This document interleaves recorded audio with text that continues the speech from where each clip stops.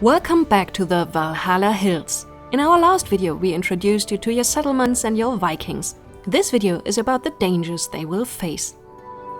Your Viking stats. Your Vikings will try to eat and go to sleep whenever they feel the need for it. Every Viking has stats for saturation and energy. These meters drop continuously and determine when the units seek food or a place to sleep. A Viking without a tent or hut will settle for just a place under a tree. Preferably at night, because Valhalla Hills has a day-night rhythm, but at low energy a Viking will even lay down during the day. Sleeping in a hut is safer and more efficient though.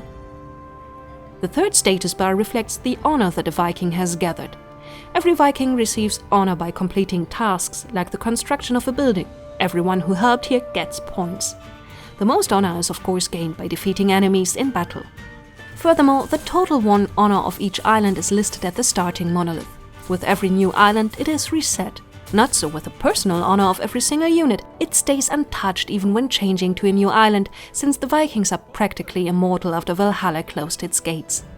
Even if Carla here should fall in battle, she'll be back on the next island and may take another job for recovery. Fights and portals.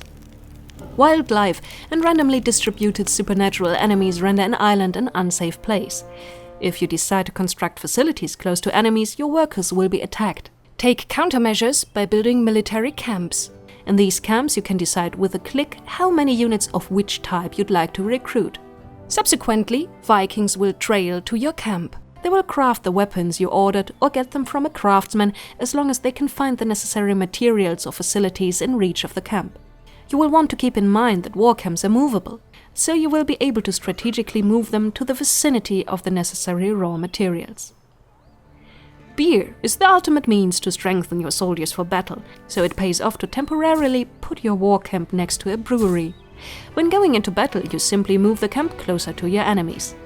The soldiers will automatically attack when they see an enemy. Even ordinary workers will go to war if it becomes necessary, but they also tend to run away and are not nearly as powerful as armed troops. You do not control your troops' movement directly, but you are able to intervene by drawing paths or by triggering a retreat by moving your camp once again. Each island possesses a main portal that will spawn randomly generated enemies. The mission goal is to capture this portal. In later missions there will also be secondary portals that don't have to be captured, but you will gain honor in doing so. As soon as you activate the portal, enemies will emerge to attack your Vikings when they move within reach. Of course you can directly attack with your soldiers. Alternatively, you can also build a shrine to sacrifice randomly determined resources such as fish, bread or beer to appease some of the supernatural enemies, which will then refrain from leaving the portal altogether. Once all the enemies from the portal are either defeated or placated, you have beaten the current island and are one step closer to Valhalla. You may also choose to stay on that island a little longer, as new options and possibilities are unlocked using different mechanics. Some determined by how many islands you have conquered, others are unlocked through certain encounters with wildlife creatures, and some depend on the time you have played.